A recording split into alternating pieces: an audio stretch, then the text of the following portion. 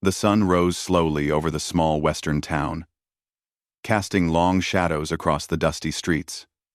The town looked quiet, almost peaceful, but behind the wooden walls and boarded-up windows, danger lurked.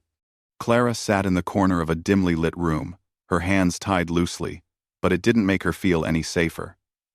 She had been held captive for several days by a small gang of outlaws who were known to terrorize the region. They had taken her because her father owed them a debt, but that was not something Clara could fix herself. All she could do was survive. Every day, Clara felt a mixture of fear and stubborn pride. She refused to give her captors the satisfaction of seeing her broken. "I'd rather die than let them control me," she whispered to herself, her voice quiet but firm. She remembered the stories her mother had told her as a child about courage and standing up even when the world seemed cruel. Those words echoed in her mind now, giving her the strength to endure. She watched the gang carefully, noting their habits, the times they ate, and when they left the hideout to ride into town. Every little detail mattered, and she memorized everything with precision. Outside, the town went about its normal life. Merchants sold their goods, children ran laughing through the streets, and horses clopped along the wooden walkways. People didn't know what happened behind the walls of the hideout, and Clara doubted anyone would even try to help. She had begun to lose hope that anyone would come for her. Every shadow outside the window made her heart beat faster, and every noise in the room made her tense. Yet, even in her fear, she never stopped thinking about escape. A few miles away, Eli rode into town. He was a quiet cowboy with a reputation for helping those in need, though he never sought recognition for it. He was tall and lean, with weathered skin from years in the sun, and eyes that seemed to notice everything. Eli didn't carry much, just a small bag with a few supplies and the few dollars he had earned from odd jobs along the trail. When he arrived in the town, he stopped at the saloon to gather information. He listened quietly as the locals whispered about the gang that held Clara captive. Some spoke in fear, others in disdain, but all agreed she had little chance of escaping on her own. Eli didn't panic or make rash plans. He thought carefully. He knew he didn't have many options. The gang was dangerous, and he couldn't face them all directly. But he was clever, and sometimes cleverness mattered more than strength. He decided to observe first, taking a position on a hill near the hideout, where he could see the movements of the outlaws. Clara, meanwhile, noticed someone watching from the shadows. Through a small crack in the wall, she glimpsed a man on horseback, sitting still and calm, as if waiting for the right moment. Hope stirred in her heart, though she refused to believe it fully. She had learned that hope could be dangerous, it could lead to disappointment, but this man felt different. The first night passed slowly.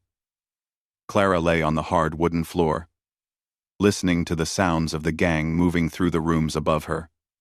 She counted each step, each creak of the floorboards, and tried to stay calm. Her stomach ached with hunger, but she refused to beg or plead. She was determined to maintain her dignity, no matter what. Outside, Eli made his own preparations. He approached the gang's lookout with caution, knowing that confrontation could end in disaster. Eli had only $3 in his pocket. It wasn't much, but he believed that sometimes small gestures could have great effects.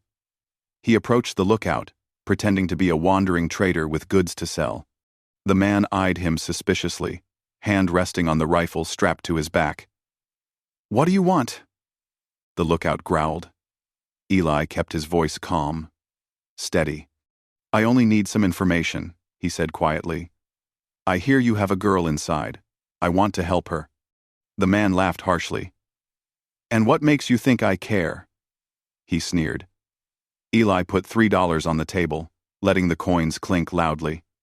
"Sometimes a small price can buy the truth," he said. The lookout hesitated. He looked at the coins, then at Eli's calm expression, and finally leaned in. The leaders in the back room. Guards change shifts every 2 hours. The girl is in the far corner of the hideout, behind the stack of crates. Don't try anything foolish, he whispered. Eli nodded, thanking him silently, and backed away into the shadows. With the information in mind, Eli studied the hideout carefully.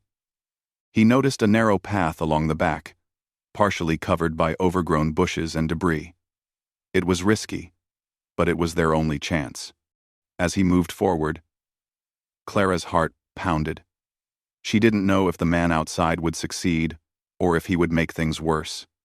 She gripped the rough wooden floor, willing herself to stay calm. Her eyes flicked to the doorway as Eli crept inside, moving like a shadow among shadows. Eli reached the room where Clara was held. He didn't burst in with guns or threats. He knelt by the door, whispering her name softly. Clara? Her eyes widened. She could barely believe what she saw. A stranger, a cowboy, had come for her. She wanted to speak, to scream in joy or disbelief, but her voice caught in her throat. Eli held up a hand, motioning for silence. I'm here to help. We can get out of here, but you have to trust me, he said. Clara's mind raced. Could she trust him? She had no choice but to try. Eli carefully untied her hands, moving slowly so as not to alert the guards. Clara flexed her fingers, savoring the feeling of freedom, even if it was temporary. They moved together through the shadows, avoiding the main hallways and sticking close to the walls. Every step was tense, every noise a potential danger. Clara felt a mixture of fear and excitement, a dangerous combination that kept her senses sharp.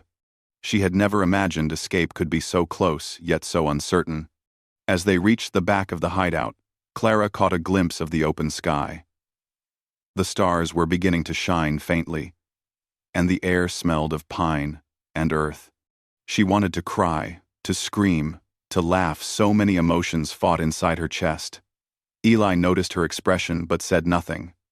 He focused on the path ahead, making sure every step brought them closer to safety.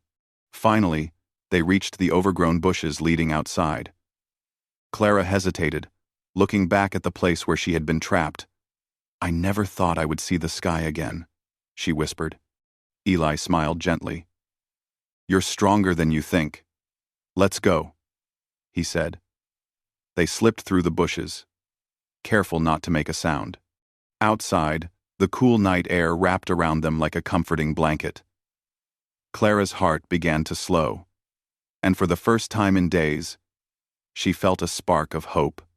Eli led her away from the hideout, choosing a path that avoided the main road.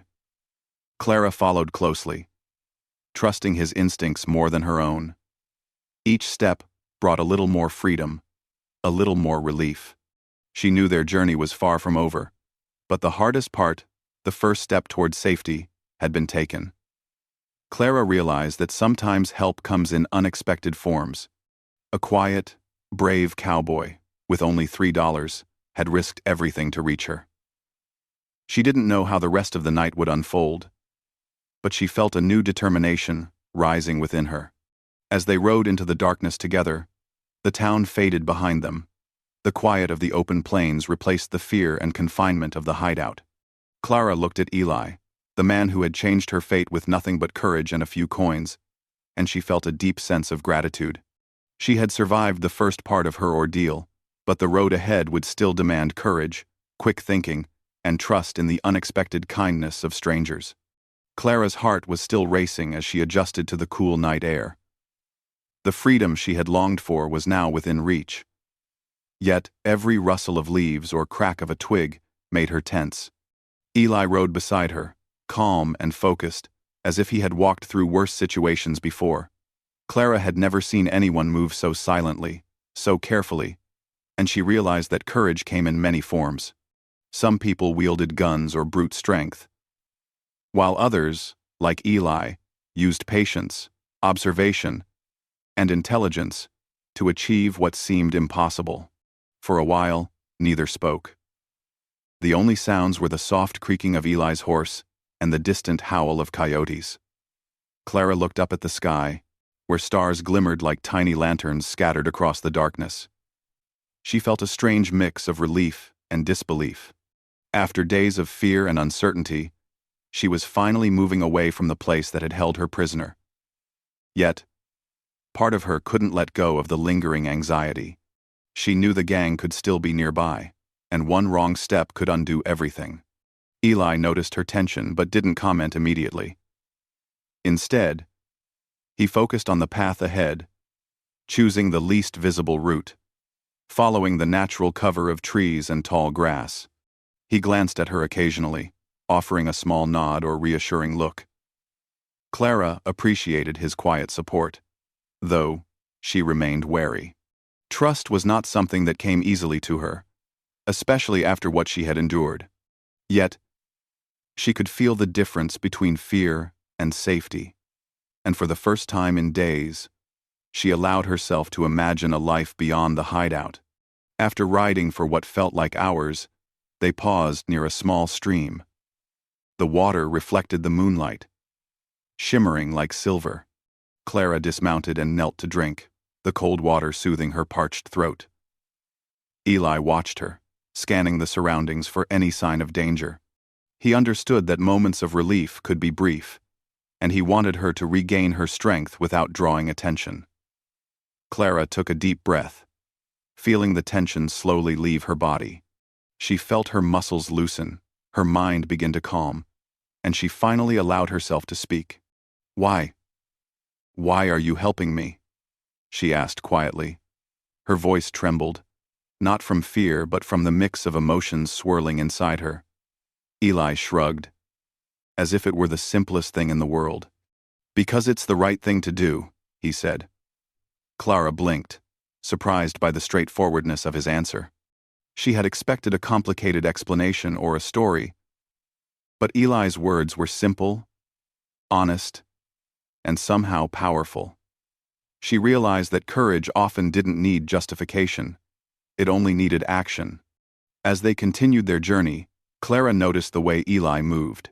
Every step, every glance, every small adjustment in the horse's path seemed purposeful. He was not just leading her away from danger. He was ensuring that she could survive the journey back to town. He shared nothing of his past or his personal struggles. Yet Clara felt a deep sense of admiration for him. He was not a hero because he wanted recognition, he was a hero because he acted when it mattered most. The hours passed slowly. The moon rose higher, casting a soft glow over the landscape. Clara's mind wandered, thinking about the days she had spent in captivity. She remembered the cold, dark room, the harsh voices, and the constant uncertainty. She had clung to the thought that someone might come for her, even when it seemed impossible. And now, here she was, riding through the night, guided by a man she barely knew. The relief was overwhelming, but she also understood that her ordeal had taught her resilience, patience, and the value of courage in its quietest forms. Finally, they reached the outskirts of a small settlement. The lights of a few cabins and lanterns flickered in the distance, promising warmth, safety, and human kindness. Clara felt her chest swell with hope. She had survived the first part of her escape, and now, the hardest part, finding safety and reclaiming her life, was within reach. Eli slowed the horse, allowing her to take in the sight of civilization. She could hear faint voices, the laughter of children, and the comforting hum of evening activity. The world outside the hideout was alive, full of possibilities she had almost forgotten. As they approached the settlement, Eli spoke again. "You'll be safe here," he said. Clara nodded, grateful but still cautious. The townspeople were kind, welcoming strangers with simple smiles and gestures. Yet she couldn't forget how easily trust could be betrayed. She decided to let her guard down only gradually, to test the waters before fully embracing the freedom she had earned. Eli helped her dismount and ensured that she had a place to rest, a warm meal, and water. Clara's hands shook slightly, not from fear anymore, but from exhaustion and relief. Over the next few days, Clara began to recover both physically and emotionally. She told the townspeople fragments of her story, careful not to reveal every detail, and they listened with sympathy and concern. The community provided what they could: shelter, food, and comfort, and Clara realized that human kindness could be as powerful as courage in overcoming hardship. She also thought about Eli, who had risked everything to help her with only $3 and a determination to do what was right. She couldn't help but admire his bravery and humility. One evening, as the sun set behind the hills, Clara finally found herself speaking openly to Eli. "I don't know how to thank you," she said softly. Eli shook his head, a small smile on his face. "The $3 already bought your freedom," he replied. Clara laughed, a sound full of relief and release. The tension that had gripped her for so long seemed to dissolve with each word. She realized that freedom and courage didn't have to be grand gestures; they could be quiet, simple acts with lasting impact. Clara spent the following weeks rebuilding her life. She returned to her family, who were overjoyed to see her safe, and slowly regained her sense of normalcy. Yet, she never forgot the night she was set free. The quiet bravery of a man who had risked everything, and the lesson that even the smallest acts of courage could change someone's life forever. She shared her story carefully, hoping that it would inspire others to act with kindness and bravery when they could. As time passed, Clara reflected often on that night. She remembered the fear, the darkness, and the uncertainty. But she also remembered the hope, the stars, and the courage of a stranger. She understood now that true heroism often didn't announce itself. It didn't need a crowd or applause. It was simply doing what needed to be done, even when the odds were against you. Eli's actions had shown her that sometimes the bravest thing a person could do was to step forward quietly, with little more than courage, kindness, and, in his case, $3. Eventually, Clara realized that the ordeal had changed her. She was stronger, wiser, and more aware of the value of life and freedom. She cherished each moment, each breath, and each simple joy with newfound gratitude. And though Eli continued his travels and rarely stayed in one place for long, his courage remained with her, a quiet reminder that even in the darkest times, help could arrive from the most unexpected places. Clara's story became known quietly throughout the town. People spoke of the young woman who had refused to give in to fear, who had endured captivity with dignity, and who had been freed by the courage of a single man with nothing more than $3. It was a story of hope, resilience, and the profound impact of small acts of bravery. For Clara, the lesson was clear. Life could be harsh, but courage, trust, and kindness could carve a path to freedom, even in the bleakest situations. And so, the young woman who had once whispered that she would rather die now embraced life fully. She walked the streets freely, smiled without fear, and carried in her heart the memory of a quiet cowboy whose courage had changed her life forever. Freedom, she understood, was sometimes bought not with gold or power, but with bravery, determination, and the willingness to do what was right, no matter the risk.